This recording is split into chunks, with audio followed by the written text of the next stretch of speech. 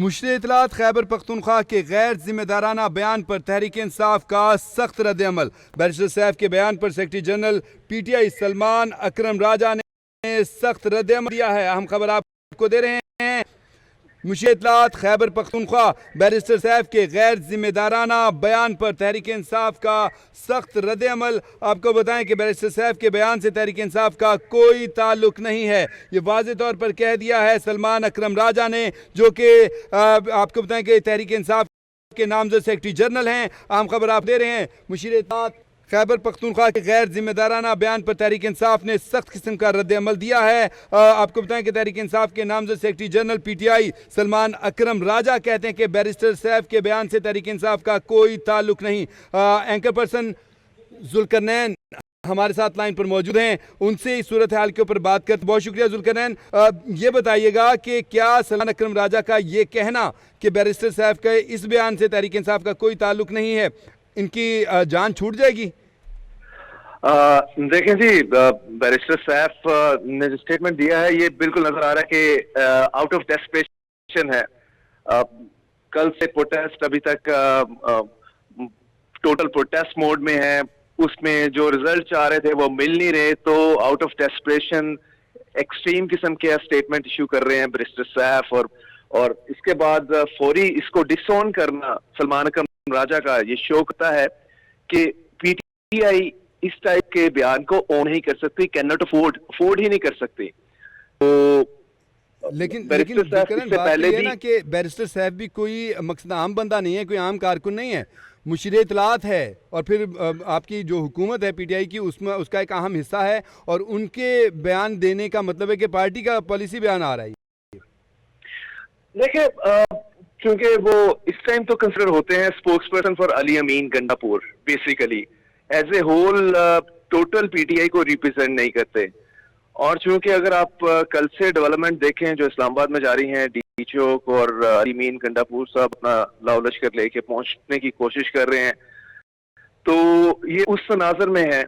तो अगर आप सलमान अकरम राजा के बयान को देखें, डिसोन तो किया है, लेकिन जो उन्होंने साथ में ये भी कहा है कि जो ह्यूमन वायलेशन हो रही है, जो गवर्नमेंट जुल्म कर रही है इनके ऊपर, स्पेशली PTI कारकुनों के ऊपर, तो वो उस चीज को तो मतलब वो रेज किया उन्होंने पॉइंट, और मुसलसल PTI ऐसे होल करती आ रही है। लेकिन चूंकि बैरिस्टर सैफ पहले भी थोड़ी सी लाइन क्रॉस कर जाते हैं, इस मर्तबा जयशंकर को लेके जो उनका स्टेटमेंट है ये बिल्कुल अनकॉल्ड फॉर है, अननेसेसरी है, मतलब डेस्परेशन शो करता है सिंपली। और इसको अगर आप किसी भी PTI के लीडर्स को लाइन पे लेंगे तो वो इसको डिसोन करेगा, अफोर्ड ही नहीं कर सकते कि जिस टाइप का ये स्टेटमेंट है।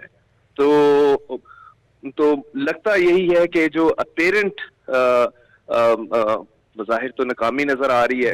देखिए जुल्करनैन, बात आपकी समझ गया मैं, लेकिन मैं अगर यहाँ पे जितना गैर जिम्मेदाराना बयान इन्होंने दिया है, ये जो पाकिस्तानी है, जो मुहिब वतन है, वो तहरीक इंसाफ का है, वो मुस्लिम लीग नून का है, वो पीपल्स पार्टी का, जमात, जिससे भी ताल्लुक है, जो मुहिब वतन पाकिस्तानी है, वो इस बात को कभी ऑन नहीं करेगा कि एक तो इतनी बड़ी तंजीम का इजलास होने जा रहा है, शंघाई ताउन तंजीम का, ठीक है, उसमें उसने शिरकत की हामी भर दी है, और आप उस बंदे को, वो बंदा जो पाकिस्तान के खिलाफ कोई भी मौका, वो मुल्क जो पाकिस्तान के खिलाफ बात करने का कोई मौका हाथ से जाने नहीं देता है, ठीक है ना, उनको आप दावत दे रहे हैं अपने एहतजाज में शिरकत करने की, और कह रहे हैं कि यहाँ और खिताब करें।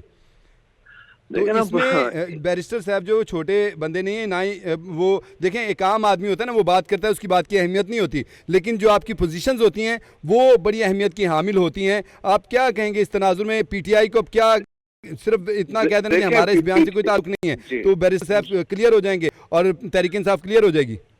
देखें, तहरीक इंसाफ को अगर आप इस वक्त देखें, बानी PTI के जेल के जाने के बाद जो PTI के अंदर धड़े हैं, और कौन धड़ा किसके साथ है, किसके बिहेस्ट के ऊपर काम कर रहा है, ये सारे क्वेश्चंस हैं जिसके आंसर अभी मिले हैं। तो बैरिस्टर साहब के इस स्टेटमेंट को भी मैं इसी तनाजुर में देखा हूं कि वो ये इस टाइप का स्टेटमेंट ये पार्टी के बिहाफ पे दे रहे हैं, या कि किसी और के बिहाफ पे दे रहे हैं, जो कि इनकी पार्टी जो PTI को डैमेज करने के लिए है। तो इसको आप रूल आउट नहीं कर सकते, जो PTI के अंदर इस टाइम टोटली चल रहा है। कोई एक जगह अपनी लाइन ले रहा है, कोई दूसरा आपके किसी और कहने की का लाइन मतलब ले रहा तहरीक है। इंसाफ बेमुहार हुई है इस टाइम। बिल्कुल हुई हुई है, इसमें तो कोई शक नहीं है। तो और ऑलरेडी इनमें इसमें जो आपने बड़ी डिफरेंसेस बारीक हैं, बात की इससे पहले जुल्करनैन, आपका मतलब है कि हम सोच सकते हैं कि तहरीक इंसाफ की पीठ है और छुरा जो है वो बैरिस्टर साहब के हाथ में है। देखें बैरिस्टर साहब का पीछे चले जाएं, मुशर्रफ के बड़े क्लोज जन मुशर्रफ के, और और फिर पूरा जो इनका इस हवाले से रैकेट है वो भी सबके सामने ही है। पीटीआई के फिर क्लोज हो गए, खान साहब की टीम में शामिल हो गए। लेकिन अब तो इस टाइम तो पीटीआई के मामला ऑल टुगेदर एक मतलब आप टोटली इसको उस ऐनक के साथ देखेंगे ना कि ये एक सारी पार्टी एक पेज तो है नहीं है। अगर कल का जो इनका मोमेंटम नहीं बन पाया, जाहिर है इसमें ये नहीं एंटिसिपेट कर रहे थे कि गवर्नमेंट फौज को बुला लेगी, तो उसके बाद फिर डेस्परेशन तो आनी थी, क्योंकि जो है उसके फौज के आने के बाद उसे सक्सेस का चांसेस ऑलमोस्ट आप रूल आउट ही कर दें। तो बेसिस साहब को फिर शायद मेरा ख्याल है कि चोर नहीं आया या किसी का फोन आ गया भाई इस तरह का स्टेटमेंट दें डेस्परेशन में। लेकिन दूसरी जानिब एक और भी तो बात है ना, जो ह्यूमन राइट्स वायलेशन है उसके ऊपर अगर सलमान अकरम राजा ने जो बात की है वो तो वजन रखती है। तो उस वो गवर्नमेंट जो कर रही है उसको गवर्नमेंट को अपने एंड पे इस चीज को इंश्योर करना है कि ह्यूमन राइट्स वायलेशन ना हो। जो राइट टू प्रोटेस्ट है वेल डेजिग्नेटेड जगह हो उस पे ऊपर इजाजत दें, लेकिन ऑफ कोर्स इस्लामाबाद के अंदर या डी चौक में वो तो इजाजत नहीं है। ठीक हो गया, बिल्कुल। बहुत शुक्रिया आपका जुल्करनैन, आपने हमें तफसीली सूरत का तज्जिया किया, तबसरा किया।